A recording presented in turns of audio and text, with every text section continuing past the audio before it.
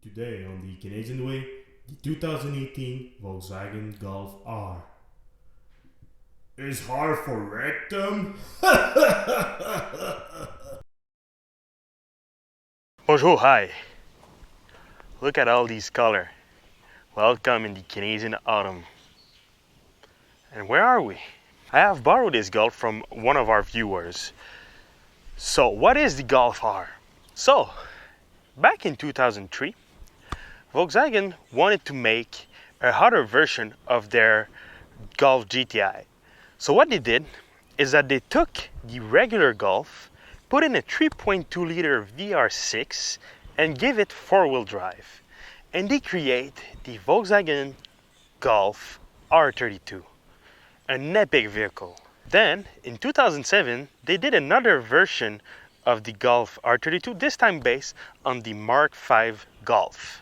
And after that, no more Golf R.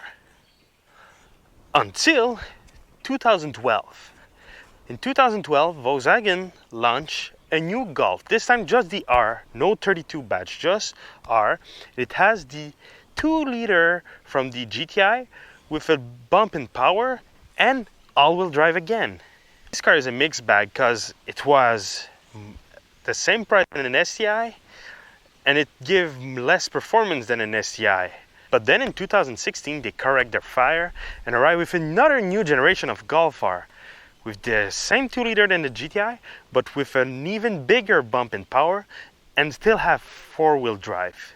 But this time, instead of making an extreme hot hatchback, Volkswagen just take the GTI and enhance it to be as performant as let's say an STI or an Evo, and comfortable and practical and daily usable. When it was new, this 2018 Golf GTI worth around $43,000, which is a lot of money for a Golf. But nowadays, thanks to depreciation, this 2018 Golf worth around $35,000, which is still expensive for a Golf. Today, I'm going to show you around this Golf and explain you why the Golf R is actually a very good value. The exterior of the Golf R compared to the regular Golf is really discreet, especially when you think about the difference between the regular Impreza and the STI. It's actually an argument of selling because it's not everyone who want to be seen as a crazy car enthusiast with a giant wing in the back of their car and flame and everything. And tribal,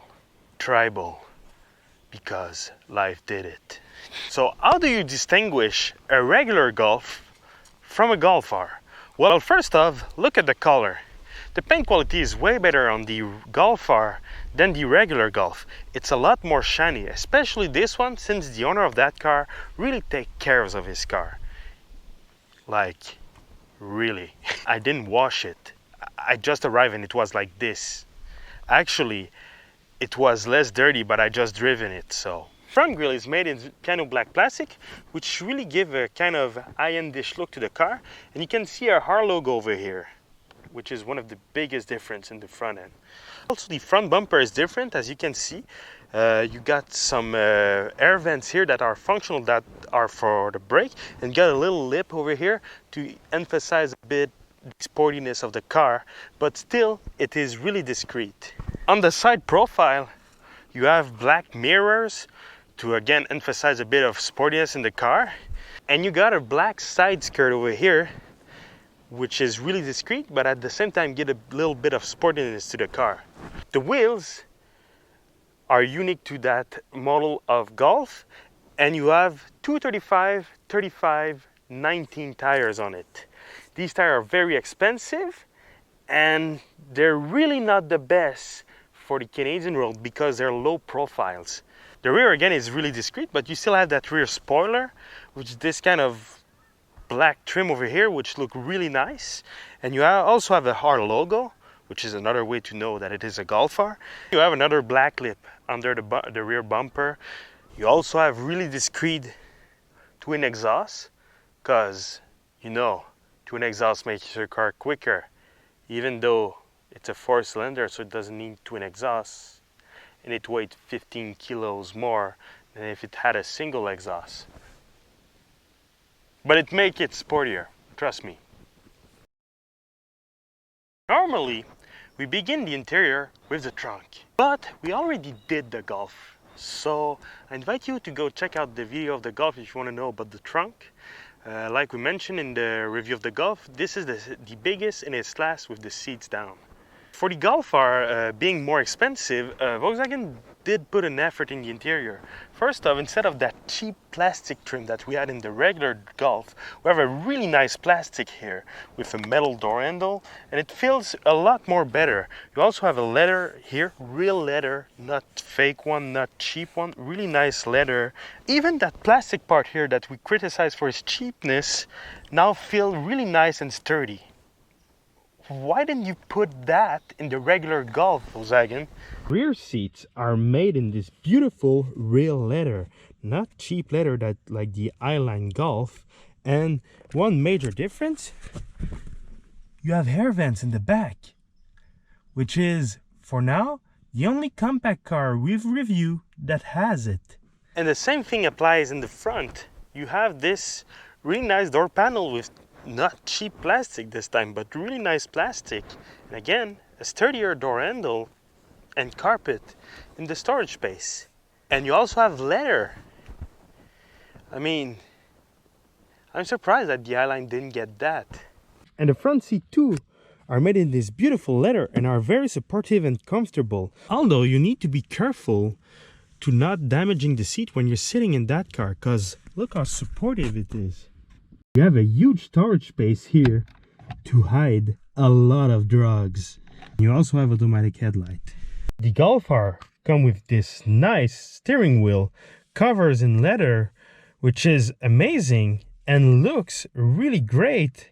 It also has this really nice button to use the screen in the cluster, because the Golf R has a usable screen in the cluster that is way better than the regular Golf. It's gonna sound crazy what I'm gonna tell, but the blinker feels better than the regular Golf. Now look at the cluster. It's really nice, and you have all kind of function. You have your phone, car status. You even have a stopwatch in your cluster for when you're doing lapping or you're doing quarter mile. So you're pressing on OK to activate it, and then you're doing your lap time, and boom! I just did a lap record, 3.8 seconds, which is the longest performance I ever had in my life. By the way, ladies, I'm still single. You also have in your screen navigation. So if you activate your navigation, you can see where you're going in your screen, which the regular Golf doesn't have. I don't understand. I really don't understand. The center screen is the same than the regular Golf, but when you press on car over here, you got a lot more option. Right now, I'm monitoring my performance. I'm parked and I'm at 3.7 psi. I have my temperature, my oil transmission temperature. I can have the number of horsepower I produce.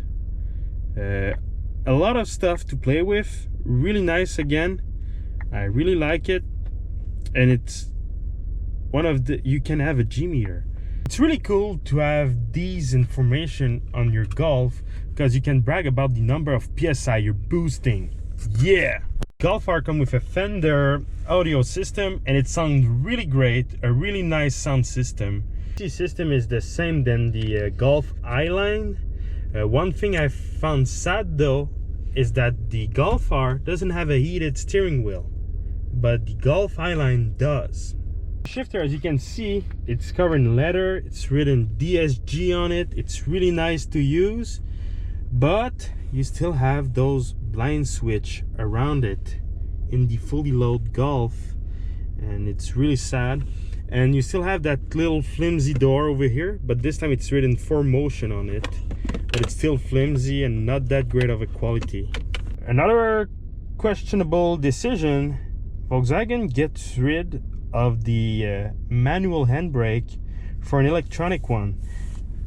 What is nice, it comes with auto hold, so when you're at the stoplight, You just release the brake and the car holds itself. Every performance car guy preferred to have a handbrake because race car. Center armrest is covered in this beautiful leather and it is adjustable in height and in length.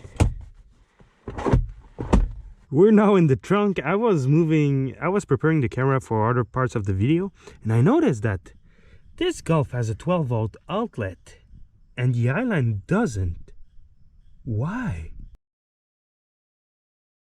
Under the hood of the Golf R, you're gonna find the 888 EA engine from Volkswagen. This engine has a lot of power potential. The internal are built very tough and it can handle a lot of power. In that car, it does 292 horsepower and 280 foot-pound of torque. One sad thing though about this engine, the timing chain guide worn out fast and you need to replace them at around 100,000 kilometers or you're gonna blow out your engine. One is matched to a DSG transmission with 7-speed. You can also have a manual 6-speed, and all the Golf R are all-wheel drive. On average with the DSG announced by the government, 7.7 highway, 10.9 city. The owner of that car averaged 9.2, which is not bad for the level of performance you have here. Although this engine requires only premium fuel. Right now it's like $1.60 in Canada for premium fuel.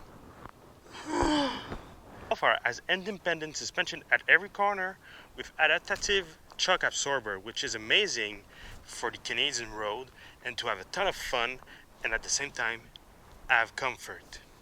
You also have massive disc brake at every corner and a twin exhaust like I mentioned earlier, just to make sure that it is more expensive to replace when it breaks down.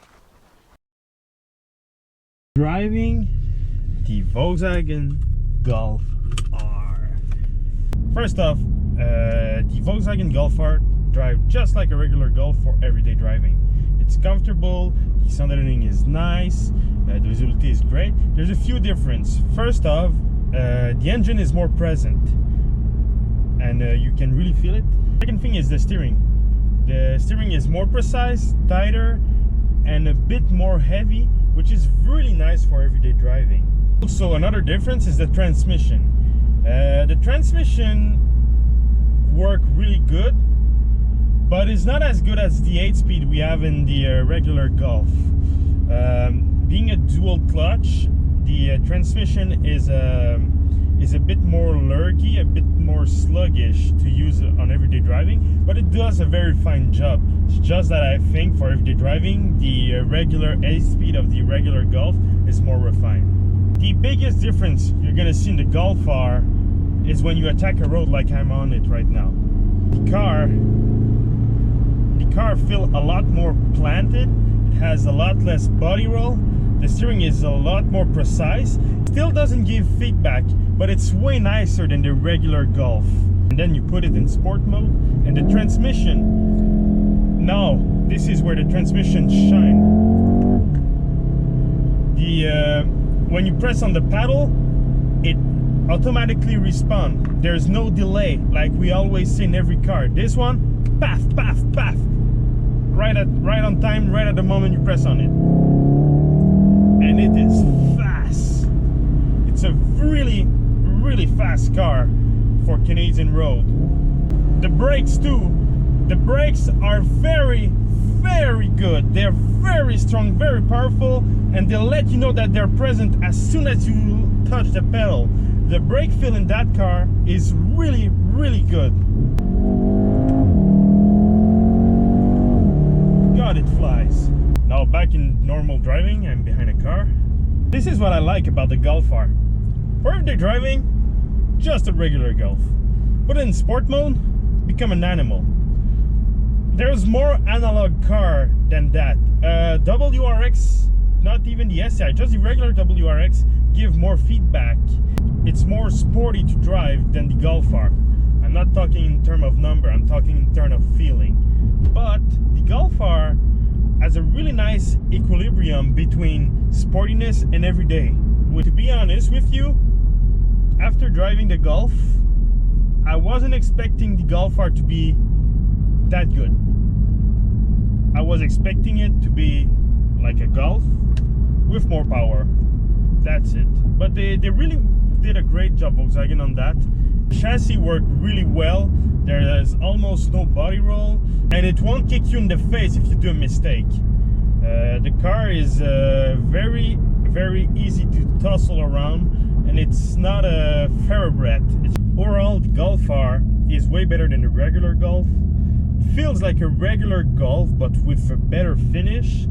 And then as soon as you put it on sport mode, it changed completely of personality. Lack of feedback though, but it's still very fun to drive. And really, if you're on the market for a very hot hatchback, you should consider this one. And if you want an automatic very hot hatchback, this is the one to go.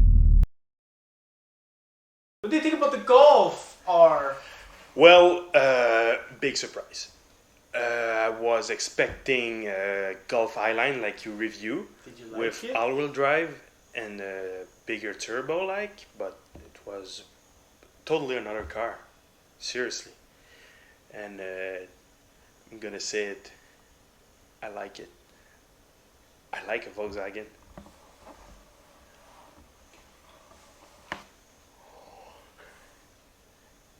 Oh my god, I think I'm gay. Yeah, it's the first time.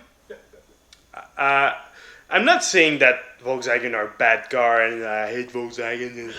I just don't find them exciting. I don't find them sporty. I just found them satisfying to drive, but not to a point I would like one. And I have tried many GTIs, and every time I was disappointed. Then I tried a Golf R. I was expecting like the same recipe. And it's a totally different car. Totally different car. The interior is way better. The steering is even more precise because it has the normal Golf has a good steering, but this one is like really sharp, and I like it. The DSG transmission, it's not my kind, but I like it. Although I didn't try the manual. And normally that's a huge letdown for me at Volkswagen. The manual transmission, it's like a shifter, and then the clutch is it's the clutch from a tractor, and everybody's like, oh, it's such a fancy clutch. No, it's straight from a tractor. I'm sorry. But the Golf R, huge surprise. I really liked it. Would you choose from a Subaru STI or the Golf? Please don't say the Golf. The STI, for sure. Because it's sportier. You need, it's way more sportier and it's way less comfortable. I would hesitate actually, because the Golf is a better daily by quite a lot, and I work with machines that make a lot of noise. At the end of the day, I like to have a comfortable ride, but at the same time, I'm a purist. I'm the kind of guy who take out his radio out of his car to make it lighter and put a huge exhaust that make too much noise. And I'm a huge purist. Like, what is the perfect car for you to attack a road? Oh, it's a race car. It's a race car. It's perfect. But I'm a purist. And the STI is straight in that breed. It's for purists. And the Golf has a good all-wheel drive, but the STI has... the all-wheel drive, forget it. Like, Fifth Gear did a comparison between the Golf R and the STI on a racetrack, and I think the STI was like, I don't remember, I think it was 3 seconds ahead in one lap. It's just like... But in the dry, the Golf R and the STI were pretty close, like 0.2 seconds, but in the wet, the STI... And the day I drive the Golf R, it was a bit wet, and it has a good all-wheel drive, but not nearly as close as Subaru. Subaru is just like there. The thing is, with all these cars, except the Mazda 3, we don't know yet, but if we take the Focus RS, which is dead and was way too harsh, have you ever followed a Focus RS on the road? It's disgusting. it's bouncing so much, it's stiff. Between the Focus RS, the Golf R, and the STI, the thing is, none of them are reliable or cheap to maintain. None of them.